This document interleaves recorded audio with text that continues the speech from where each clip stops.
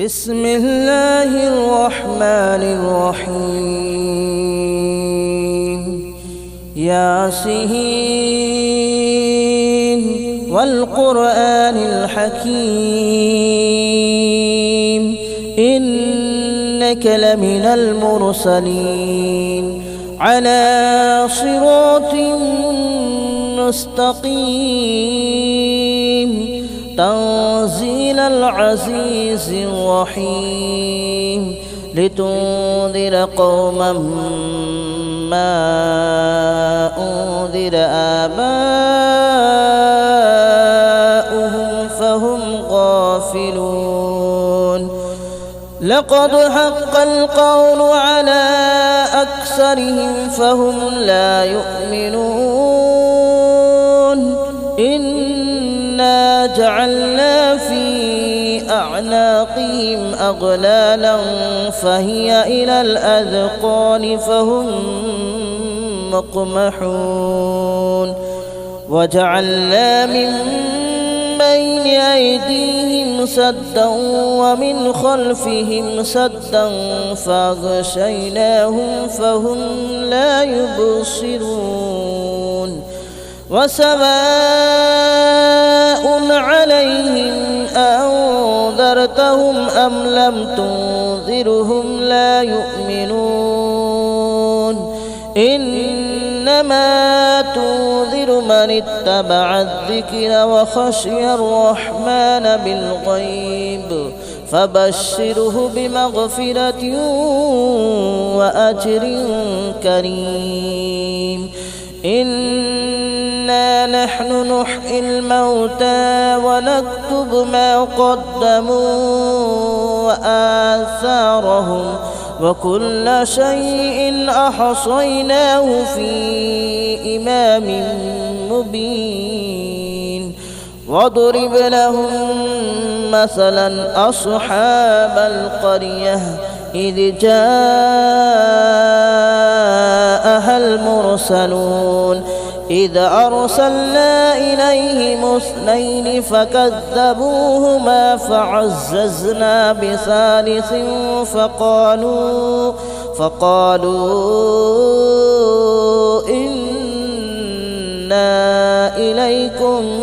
مرسلون قالوا ما أنتم إلا بشر مثلنا وما أنزل الرحمن من شيء إن أنتم إلا تكذبون قالوا ربنا يعلم إنا إليكم لمرسلون وما علينا إلا البلاغ المبين قالوا إنا تطيرنا بكم لئن لم تنتهوا لنرجمنكم وليمسنكم منا عذاب أليم قالوا طائركم معكم أئن ذكرتم بل أنتم قوم مسرفون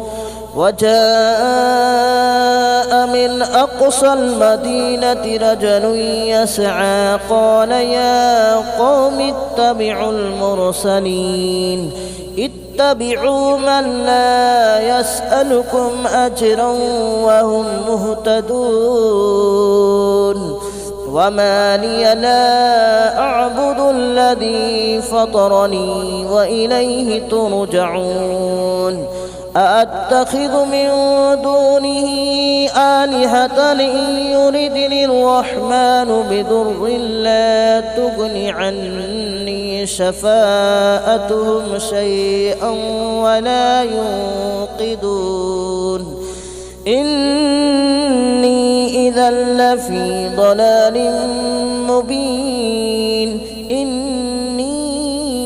آمنت بربكم فاسمعون قيل ادخل الجنة قال يا ليت قومي يعلمون بما غفر لي ربي وجعلني من المكرمين وما أنزلنا على قومه من بعده من جود من السماء وما كنا منزلين إن كانت إلا صيحة واحدة فإذا هم خامدون يا حسرة على العباد ما يأتيهم من رسول إلا كانوا به يستهزئون ألم يروا كم أهلكنا قبلهم من القرون أنهم إليهم لا يرجعون وإن كل لما جميع لدينا محضرون وآية لهم الأرض الميتة أحييناها وأخرجنا منها حبا فمنه يأكلون وجعلنا فيها جنات من نخيل وأعناب وفجرنا فيها من العيون ليأكلوا من ثمره وما عملته أيديهم أفلا يشكرون سبحان الذي خلق الأزواج كلها مما تنبت الأرض ومن أنفسهم ومما لا يعلمون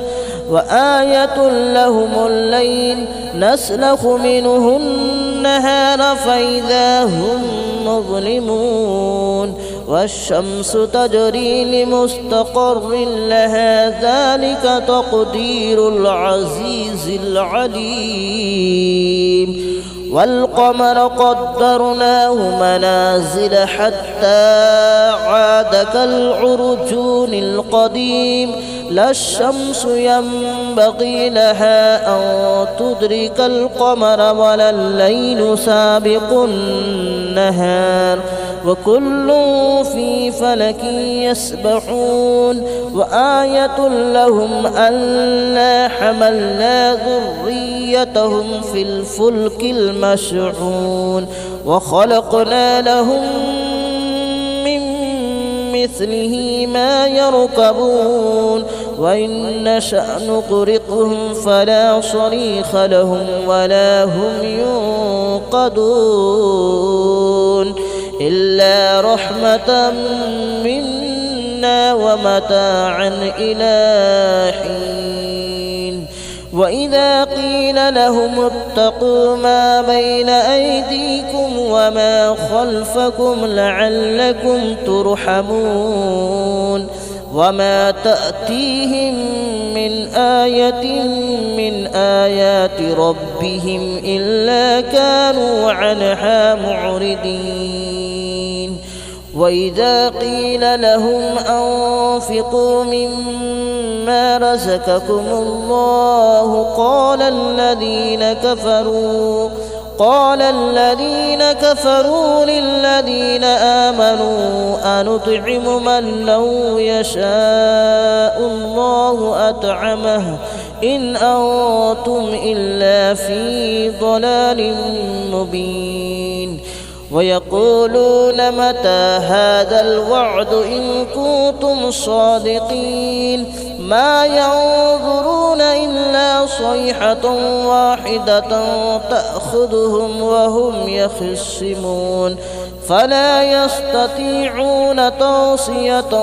ولا إلى أهلهم يرجعون ونفخ في الصور فإذا هم من الأجداث إلى ربهم ينسلون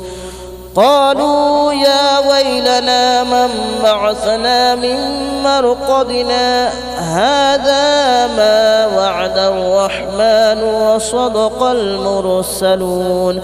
إن كانت إلا صيحة واحدة فإذا هم جميع لدينا محضرون فاليوم لا تظلم نفس شيئا ولا تجزون إلا ما كنتم تعملون إن أصحاب الجنة اليوم في شغل فاكهون هم وأزواجهم في ظلال على الأرائك متكئون لهم فيها فاكهة ولهم ما يدعون سلام قولا من رب رحيم وامتازوا اليوم أيها المجرمون ألم أعهد إليكم يا بني آدم ألا تعبدوا الشيطان ألم أعهد إليكم يا بني آدم ألا تعبدوا الشيطان إنه لكم عدو مبين وأن اعبدوني هذا صراط مستقيم ولقد أضل منكم جبلا كثيرا أفلم تكونوا تعقلون هذه جهنم التي كنتم توعدون اصلوها اليوم بما كنتم تكفرون اليوم نختم على أفواههم وتكلمنا أيديهم وتشهد أرجلهم بما كانوا يكسبون ولو نشاء لطمسنا على أعينهم فاستبقوا الصراط فأنى يبصرون ولو نشاء لمسخناهم على مكانتهم فما استطاعوا مضيا ولا يرجعون ومن نعمره ننكسه في الخلق أفلا يعقلون وما علمناه الشعر وما ينبغي له إن هو إلا ذكر وقرآن مبين لينذر من كان حيا ويحق القول على الكافرين أولم يروا أنا خلقنا لهم مما عملت أيدينا أنعاما فهم لها مالكون وذللناها لهم فمنها ركوبهم ومنها يأكلون ولهم فيها منافع ومشارب أفلا يشكرون واتخذوا من دون الله آلهة لعلهم ينصرون لا يستطيعون نصرهم وهم لهم جند محضرون فلا يحزنك قولهم إنا نعلم ما يسرون وما يعلنون أولم يرى الإنسان أنا خلقناه من نطفة فإذا هو خصيم مبين وضرب لنا مثلا ونسي خلقه قال من يحيي العظام وهي رميم قل يحييها الذي أنشأها أول مرة وهو بكل خلق عليم الذي جعل لكم من الشجر الأخضر نارا فإذا أنتم منه توقدون أوليس الذي خلق السماوات والأرض بقادر على أن يخلق مثلهم بلى وهو الخلاق العليم إنما أمره إذا أراد شيئا أن يقول له كن فيكون فسبحان الذي بيده ملكوت كل شيء وإليه ترجعون. بسم الله الرحمن الرحيم. الرحمن علم القرآن خلق الإنسان علمه البيان. الشمس والقمر بحسبان والنجم والشجر يسجدان. والسماء رفعها ووضع الميزان ألا تطغوا في الميزان وأقيموا الوزن بالقسط ولا تخسروا الميزان. والأرض وضعها للأنام فيها فاكهة والنخل ذات الأكمام والحب ذو العصف والريحان. فبأي آلاء ربكما تكذبان. خلق الإنسان من صلصال كالفخار وخلق الجان من مارج من نار. فبأي آلاء ربكما تكذبان. رب المشرقين ورب المغربين. فبأي آلاء ربكما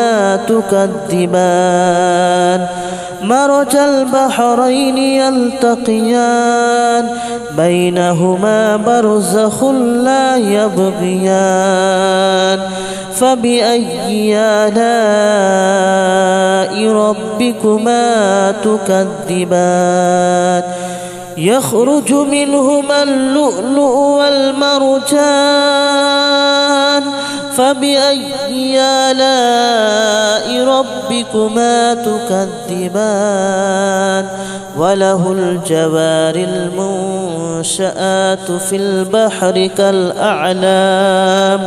فبأي آلاء ربكما تكذبان. كل من عليها فان ويبقى وجه ربك ذو الجلال والإكرام. فبأي آلاء ربكما تكذبان. يسأله من في السماوات والأرض كل يوم هو في شأن. فبأي آلاء ربكما تكذبان. سنفرغ لكم أيها الثقلان. فبأي آلاء ربكما تكذبان. يا معشر الجن والإنس إن استطعتم أن تنفذوا من أقطار السماوات والأرض فانفذوا لا تنفذون إلا بسلطان. فبأي آلاء ربكما تكذبان. يرسل عليكما شواظ من نار ونحاس فلا تنتصران. فبأي آلاء ربكما تكذبان. فإذا انشقت السماء فكانت وردة كالدهان فبأي آلاء ربكما تكذبان فيومئذ لا يسأل عن ذنبه إنس ولا جان فبأي آلاء ربكما تكذبان يعرف المجرمون بسيماهم فيؤخذ بالنواصي والأقدام فبأي آلاء ربكما تكذبان هذه جهنم التي يكذب بها المجرمون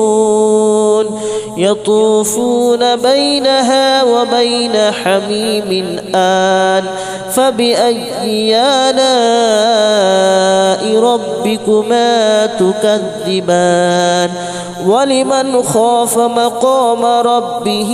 جنتان فبأي آلاء ربكما تكذبان ذواتا أفنان فبأي آلاء ربكما تكذبان فيهما عينان تجريان فبأي آلاء ربكما تكذبان فيهما من كل فاكهة زوجان فبأي آلاء ربكما تكذبان متكئين على فرش مطائنها من استبرق وجنى الجنتين دان فبأي آلاء ربكما تكذبان فيهن قاصرات الطرف لم يطمثهن إنس قبلهم ولا جان فبأي آلاء ربكما تكذبان كأنهن الياقوت والمرجان فبأي آلاء ربكما تكذبان هل جزاء الإحسان إلا الإحسان فبأي آلاء ربكما تكذبان ومن دونهما جنتان فبأي آلاء ربكما تكذبان مدهامتان فبأي آلاء ربكما تكذبان فيهما عينان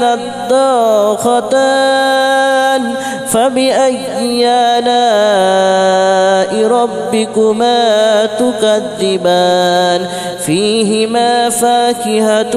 ونخل ورمان فبأي آلاء ربكما تكذبان فيهن خيرات حسان فبأي آلاء ربكما تكذبان حور مقصورات في الخيام فبأي آلاء ربكما تكذبان لم يطمثهن إنس قبلهم ولا جان فبأي آلاء ربكما تكذبان متكئين على رفرف خضر وأبقري حسان فبأي آلاء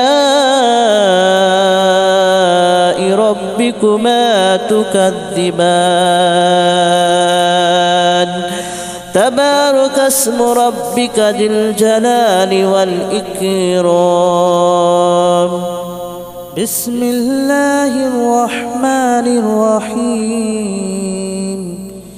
إذا وقعت الواقعة ليس لوقعتها كاذبة خافضة رافعة إذا رجت الأرض رجا وبست الجبال بسا فكانت هباء منبثا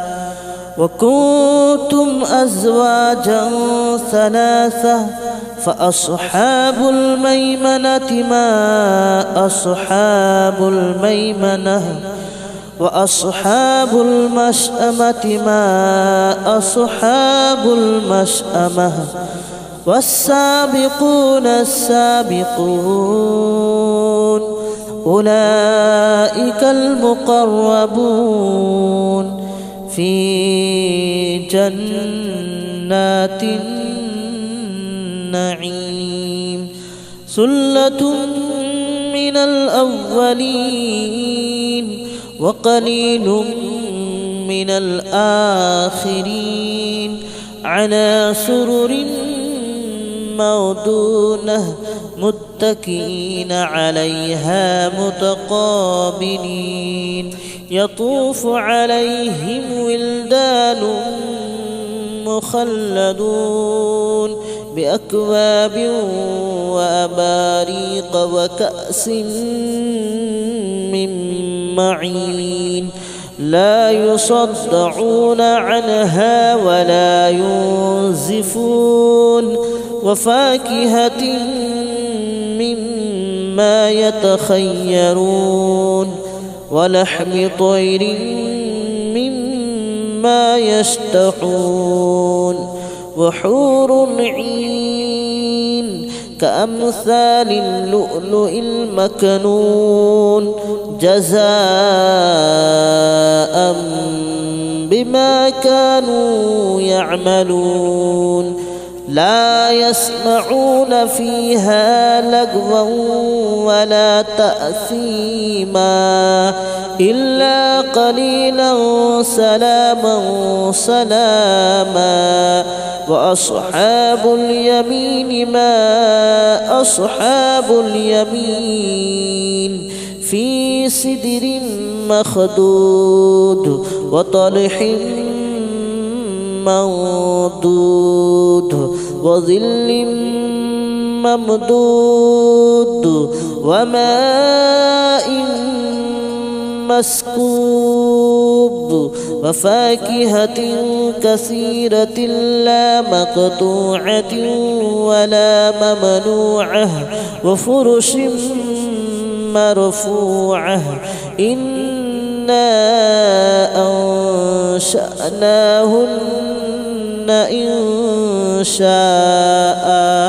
فجعلناهن أبكارا عربا أترابا لأصحاب اليمين ثلة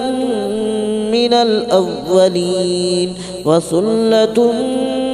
من الآخرين وأصحاب الشمال ما أصحاب الشمال في سموم وحميم وظل من يحموم لا بارد ولا كريم إنهم كانوا قبل ذلك مترفين وكانوا يصرون على الحنث العظيم وكانوا يقولون أئذا متنا وكنا كنا ترابا وعظاما أئنا لمبعوثون أو آباؤنا الأولون قل إن الأولين والآخرين لمجموعون إلى ميقات يوم معلوم ثم إنكم أيها الضالون المكذبون لآكلون من شجر من زقوم فمالئون منها البطون فشاربون عليه من الحميم فشاربون شرب الحميم هذا نزلهم يوم الدين نحن خلقناكم فلولا تصدقون أفرأيتم ما تمنون أأنتم تخلقونه أم نحن الخالقون نحن قدرنا بينكم الموت وما نحن بمسبوقين على أن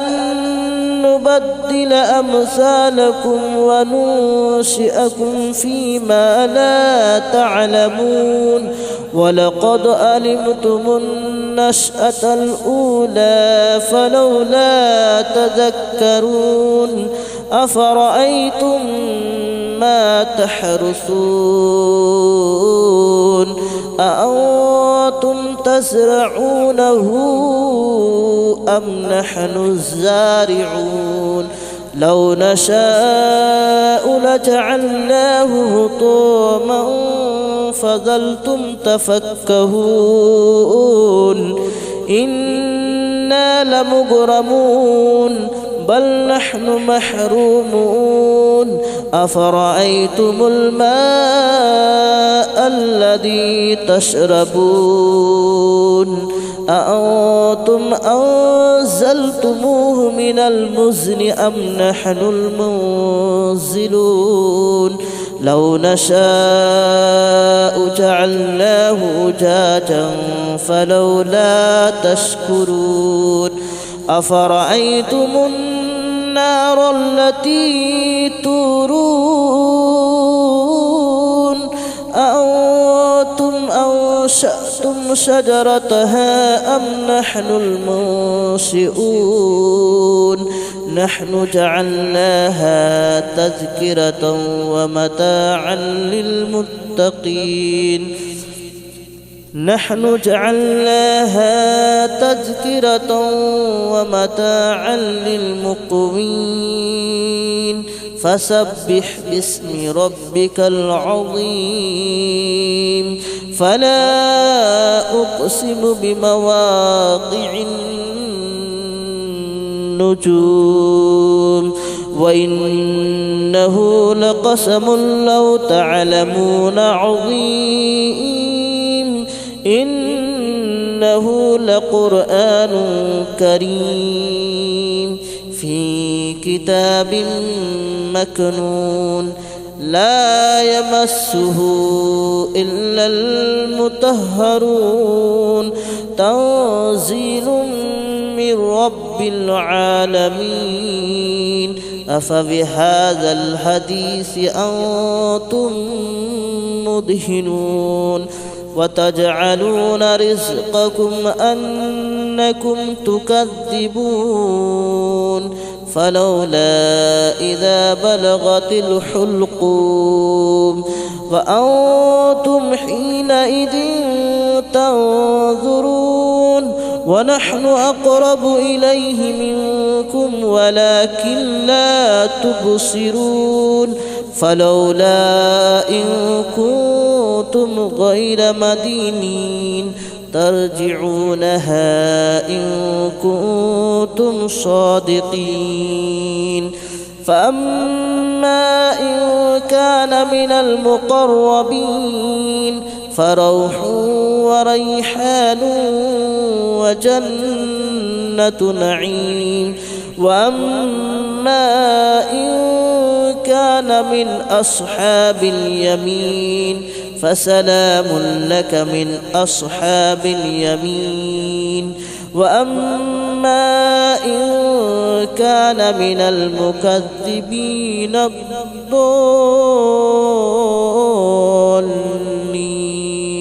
فنزل من حميم وتصلية جحيم إن هذا لهو حق اليقين فسبح باسم ربك العظيم بسم الله الرحمن الرحيم ياسين والقرآن الحكيم إنك لمن المرسلين على صراط مستقيم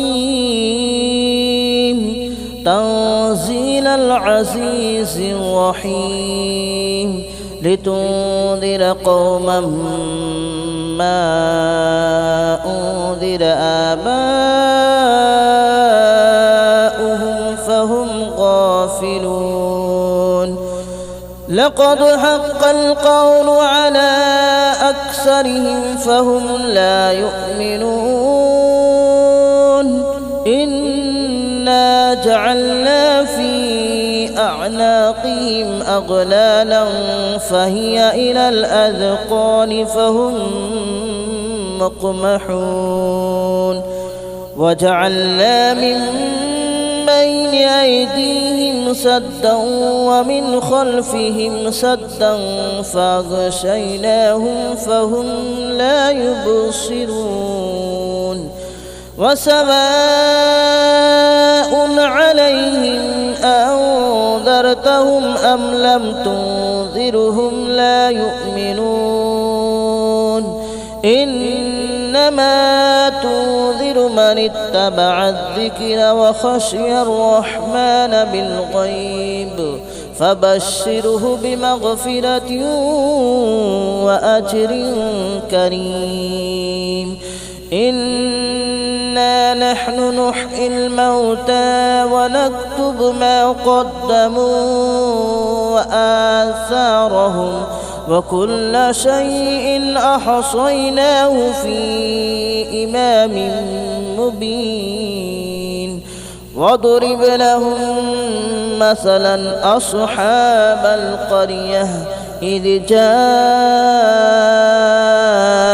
المرسلون إذ أرسلنا إليهم اثنين فكذبوهما فعززنا بثالث فقالوا إنا إليكم مرسلون قالوا ما أنتم إلا بشر مثلنا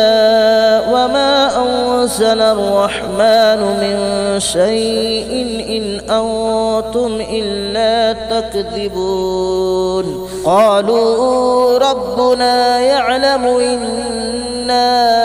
إليكم لمرسلون وما علينا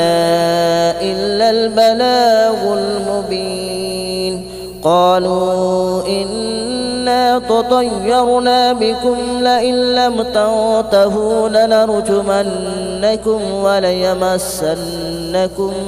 منا عذاب أليم قالوا طائركم معكم أئن ذكرتم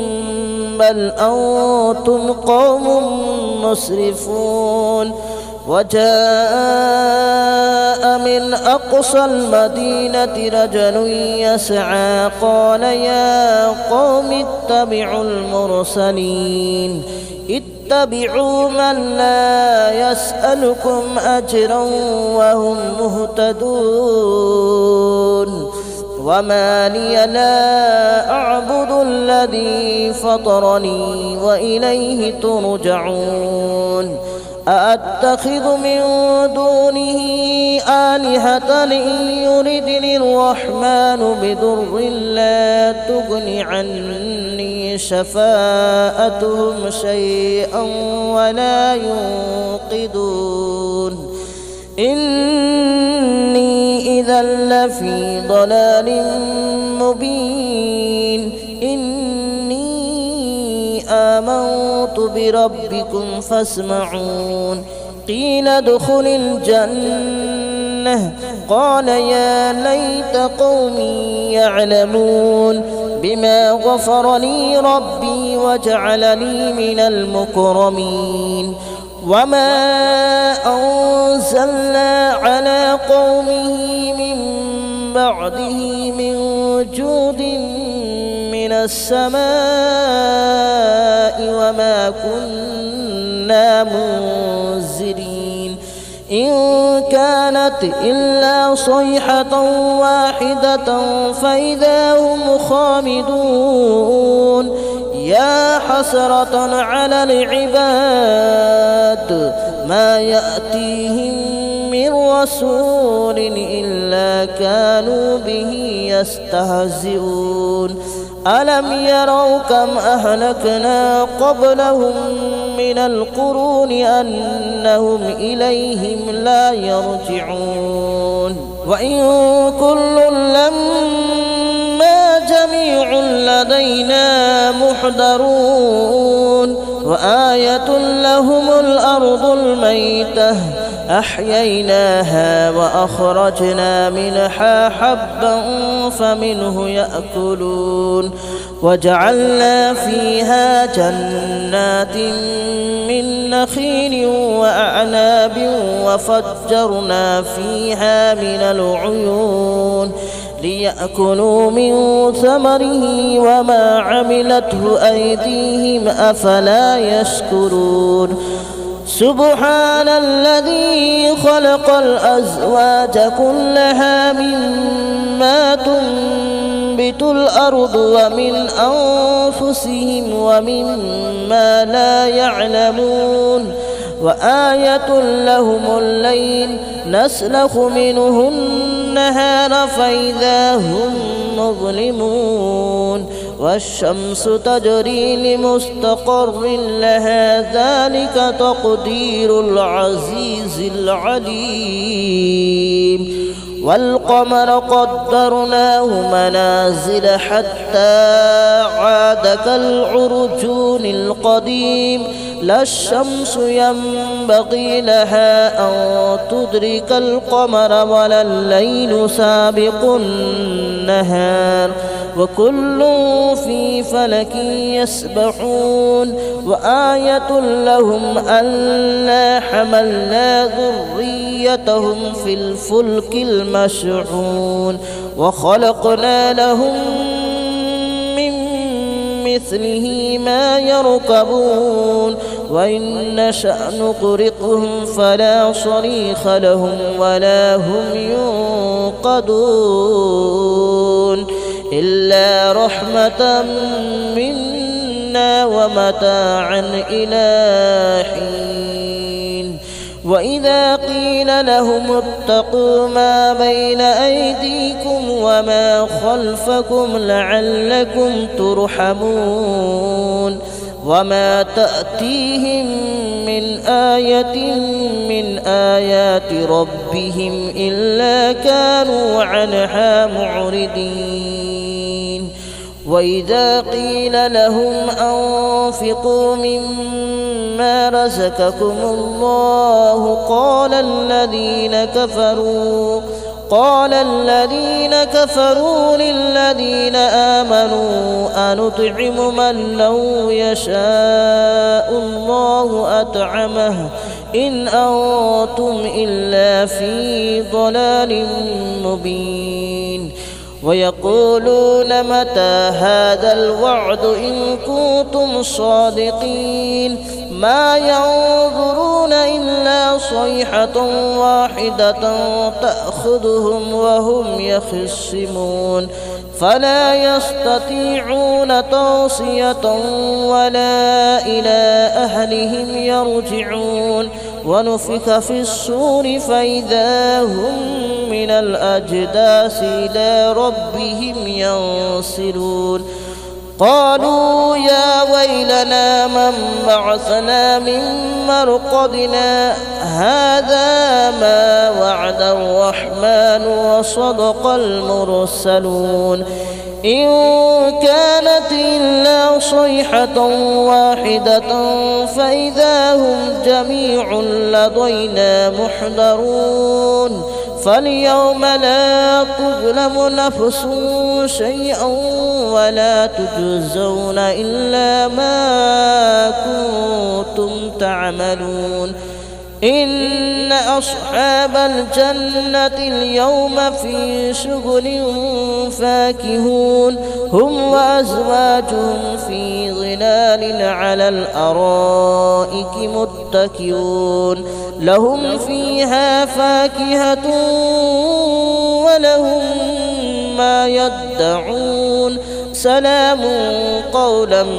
من رب رحيم وامتازوا اليوم أيها المجرمون ألم أعهد إليكم يا بني آدم ألا تعبدوا الشيطان ألم أعهد إليكم يا بني آدم ألا تعبدوا الشيطان إنه لكم عدو مبين وأن اعبدوني هذا صراط مستقيم ولقد أضل منكم جبلا كثيرا أفلم تكونوا تعقلون هذه جهنم التي كنتم توعدون اصلوها اليوم بما كنتم تكفرون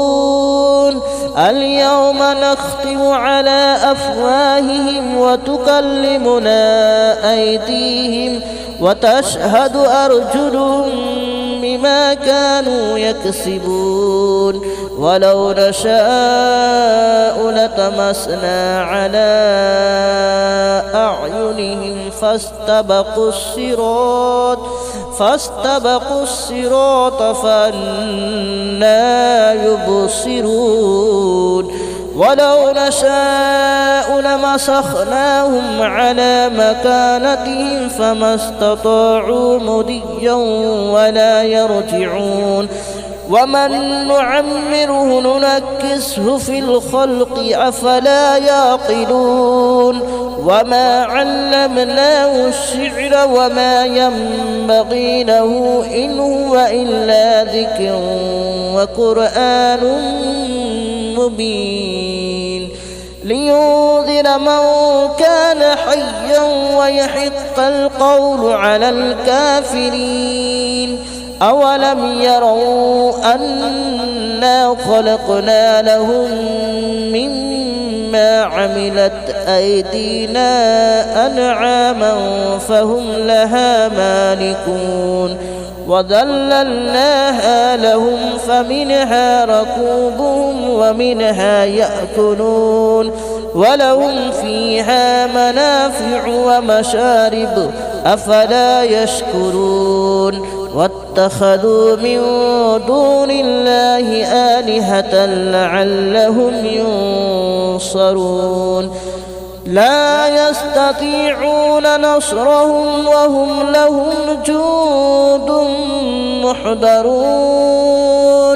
فلا يحزنك قولهم إنا نعلم ما يسرون وما يعلنون أولم ير الإنسان أنا خلقناه من نطفة فإذا هو خصيم مبين وضرب لنا مثلا ونسي خلقه قال من يحيي العظام وهي رميم قل يحييها الذي أنشأها أول مرة وهو بكل خلق عليم الذي جعل لكم من الشجر الأخضر نارا فإذا أنتم منه توقدون أوليس الذي خلق السماوات والأرض بقادر على أن يخلق مثلهم بلى وهو الخلاق العليم إنما أمره إذا أراد شيئا أن يقول له كن فيكون فسبحان الذي بيده ملكوت كل شيء وإليه ترجعون بسم الله الرحمن الرحيم الرحمن